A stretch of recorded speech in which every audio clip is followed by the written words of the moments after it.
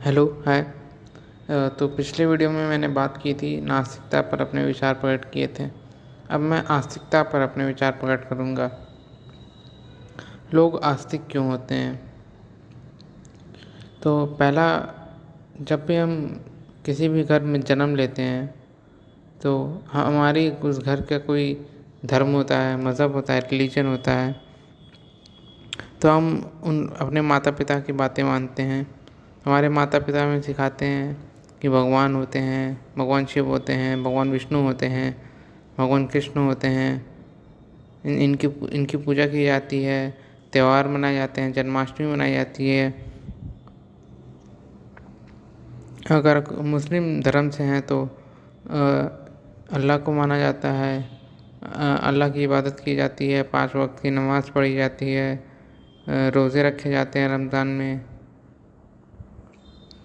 और भी अलग अलग रिलीजन में अलग अलग बातें बताई जाती हैं।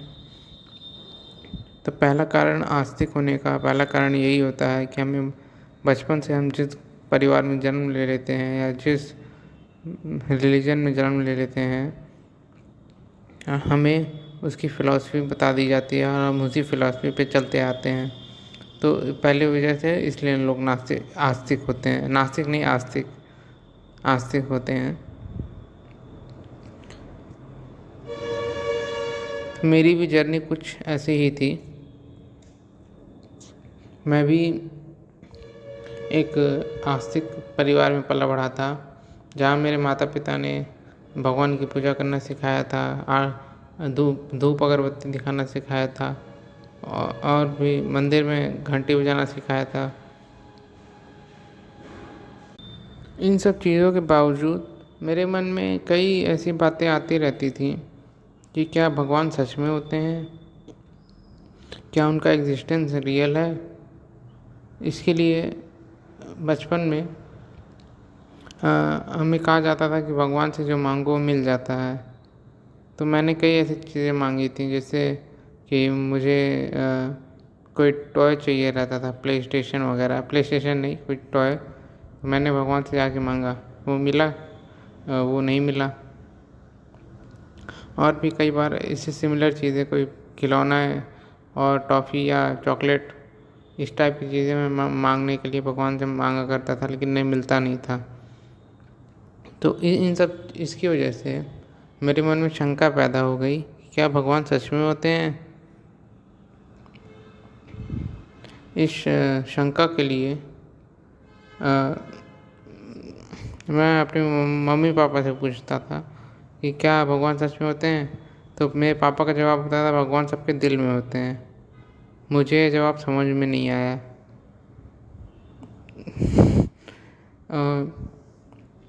धीरे धीरे जैसे मेरी एज होते गई तो मेरे समय साइंस पढ़ता गया और यूनिवर्स के बारे में जानकारी मिलती रही। तो पता चला कि हमारा यूनिवर्स बहुत वास्ट है, और वास्ट यानी बहुत फैला हुआ। वास्ट को हिंदी में शायद मुझे नहीं पता क्या कहते हैं। यूनिवर्स बहुत वास्ट है हमारा, और उसमें कई तरह के प्लैनेट्स हैं, कई तरह की गैलेक्सीज़ हैं, लेकिन आज तक नहीं पता कि भगवान का कौन सा प्लैनेट है, कौन सी गैलेक्सी पर रहते हैं। ये मुझे आज तक नहीं पता। इसके लिए मेरा इंटरेस्ट रिलीजियस स्क्रिप्चर्स यानी हिंदू धर्म के स्क्रिप्चर्स में आने लगा धीरे धीरे। तो मैंने उनको पढ़ने के लिए कुछ लाइब्रेरी में, कुछ मेरे स्कूल की लाइब्रेरी थी, वहाँ से कुछ बुक्स होते थे। The message of the Puranas करके एक बुक थी, मैंने उस बुक को रीड करना शुरू किया। उस बुक में हमारे हिंदू धर्म के जो स्क्रिप्चर्स हैं, जो पुराण हैं, उनकी बातें को एक्सप्लेन किया गया है। उनकी बातें ऐसी होती थी कि अगर हम नॉनवेज खाते हैं तो यमराज हमें तेल में फ्राई करके खाएंगे, और अगर हम किसी के चोरी करते हैं तो हमारे हाथ काट के फ्राई किए जाएंगे। ऐसी ऐसी बातें थी। और भगवान यहाँ रहते हैं, मतलब भगवान का स्वरूप ऐसा है, जैसे उनके चार, भगवान विष्णु के 4 हाथ हैं, भगवान शिव का अपना लोक है, शिवलोक है, ऐसी ऐसी बातें थी। और साथ ही में मैंने कुछ दिन में मैं ऐसी लाइब्रेरी में ऐसी किताब खोजता रहता था, तो उसमें मुझे एक और किताब मिली, मंत्रा मैजिक मिरेकल नाम से। मंत्रा मैजिक मिरेकल नाम से तो लग रहा था कोई तंत्र मंत्र किताब है।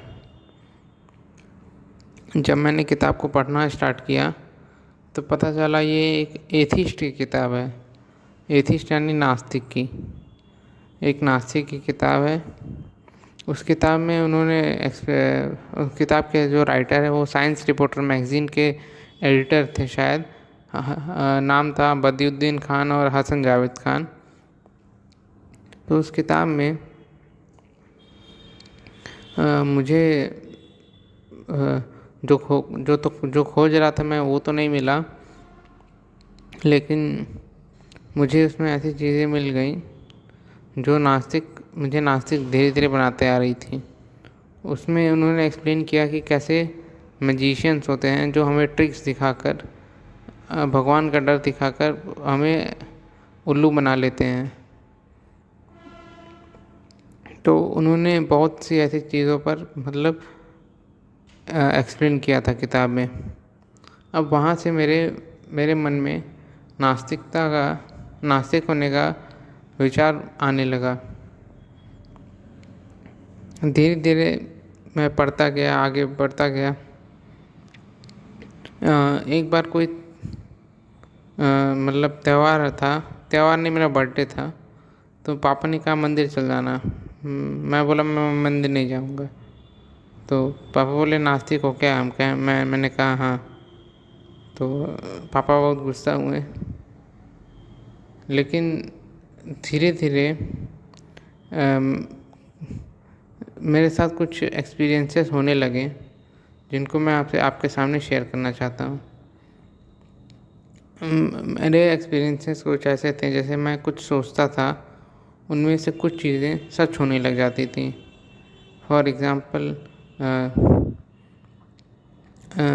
मैं किसी गाने के बारे में सोच रहा हूँगा तो शाम को कोई पर्सन आएगा, उसके फ़ोन में वही गाना रिंगटोन बजने लगेगा। मैं किसी पर्सन के बारे में सोचूंगा, किसी फ्रेंड के बारे में, शाम को उसका फ़ोन आ जाएगा। मैं किसी पर्सन के बारे में सोचूंगा और वो पर्सन वहाँ आके सामने हाजिर हो जाएगा। ऐसी चीज़ें होने लगती थी। मेरे मन में आया एक बार थॉट कि आज स्कूल बंद होगा रास्ते में, और उसमें जब स्कूल पहुंचा तो स्कूल सच में बंद था। मेरे मन में थॉट पता नहीं कहाँ से आया,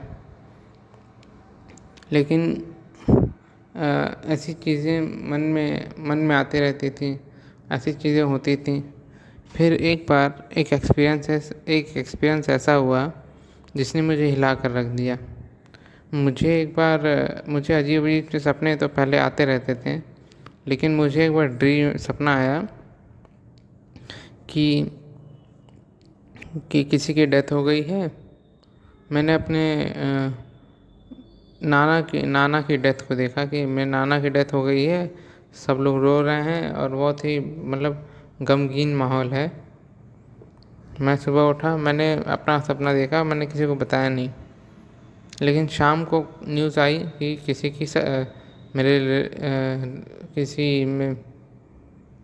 रिलेटिव की डेथ हो गई है। लेकिन नाना की डेथ नहीं हुई थी, लेकिन किसी और रिलेटिव की डेथ हो गई थी। तो इस एक्सपीरियंस ने मतलब मुझे थोड़ा सा इतना हैरान कर दिया था कि इसका मतलब कि ऐसा कैसे हो सकता है कि कोई ड्रीम आए और डेथ हो जाए, वो भी ऐसे पर्सन की जिससे कोई जो दूर रहता हो, आपका रिश्तेदार हो, आपसे दूर रहता हो, आपको पता ना हो कि उसके अंदर कौन सी बीमारी से वो ग्रसित है। और भी धीरे धीरे कुछ एक्सपीरियंसेस मेरे साथ ड्रीम एक्सपीरियंसेस होने लगे। ड्रीम में सपने में जो देखा वो मतलब सच सच तो नहीं, मतलब सपने आने लगे, सपने अजीब अजीब से सपने आने लगे।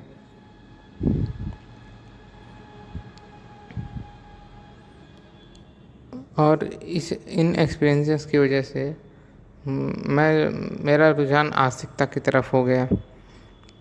अब मैं आगे अपने अपने एक शो आता था टीवी पर, राज पिछले जन्म का। राज पिछले जन्म का इमेजिन, NDTV इमेजिन नाम का एक चैनल हुआ करता था, उसमें आता था। उसमें एक लेडी रहती थी, वो कुछ स्टार्स, फिल्म स्टार्स या कुछ किसी पर्सन को वो कुछ बोलती थी, और वो पर्सन को पास्ट लाइफ याद आता था और पास्ट लाइफ की चीज़ें सुनाने लगता था। तो ऐसा होता था। तो इस चीज़ ने मुझे बहुत हैरान किया, बहुत फैसिनेट किया कि इस तरह की चीज़ें होती हैं। फिर मैंने बाद में इसके बारे में सर्च किया, तो इस प्रोसेस को पास्ट लाइफ रिग्रेशन कहा जाता है। इसमें क्या होता है कि पर्सन को मेडिटेशन के थ्रू या गाइडेड विजुअलाइजेशन के थ्रू पास्ट लाइफ दिखाया जाता है। ये मेडिटेशंस यूट्यूब पे अवेलेबल हैं, मैंने खुद भी ट्राई किया है। मुझे कोई पास्ट लाइफ तो अब तक नहीं दिखा है, लेकिन मुझे पास्ट लाइफ से पूरा भरोसा है। हाँ, मैंने मेडिटेशन में एक बार किसी बूढ़े से आदमी को देखा था जो मुकुट लगाया हुआ था, और उसके घने मतलब सफ़ेद सफ़ेद बाल थे, सफ़ेद दाढ़ियाँ थी।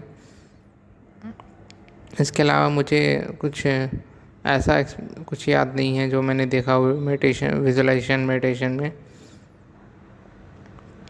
फिर इंटरनेट पर मैंने इसके बारे में सर्च किया, तो मुझे ब्रायन वीस के बारे में पता चला, डोलोरेस कैनन के बारे में पता चला, और भी ऐसे ऑथर्स हैं जैसे माइकल न्यूटन हैं, इनके बारे में पता चला। तो पता चला इनकी रिसर्च जो होती है रीइंकार्नेशन पर ही होती है, पुनर्जन्म के सिद्धांत पर होती है। तो डोलोरेस कैनन क्या करती थी? डोलोरेस कैनन एक हिप्नोथेरेपिस्ट थी, जिसकी कहानी कुछ ऐसी थी कि उसके हस्बैंड मिलिट्री में थे। उसके हस्बैंड मिलिट्री में जब थे तो वो हिप्नोथेरेपी क्या करते थे अपने पेशेंट्स पे, ताकि उनका दर्द कम हो जाए। तो डोलोरेस कैनन ने अपने पति से ये हिप्नोथेरेपी प्रैक्टिस सीखी थी। तो हिप्नोथेरेपी का इस्तेमाल एक बार डोलोरेस कैनन कर रही थी, तो डोलोरेस कैनन ने बोला कि go to the root of your cause. कोई पर्सन बीमार था या कुछ उसके साथ सिम्टम्स थे, तो उसने बोला अपनी जो जो तुम्हारा कष्ट है उसकी जड़ पर जाओ, go to the root of your cause.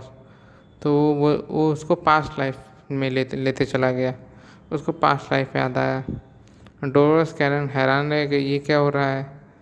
वो Christian, as a Christian family में बॉर्न हुई थी। क्रिश्चियन पास्ट लाइफ में बिलीव भी नहीं करते हैं, आज के क्रिश्चियन तो नहीं करते हैं। हाँ,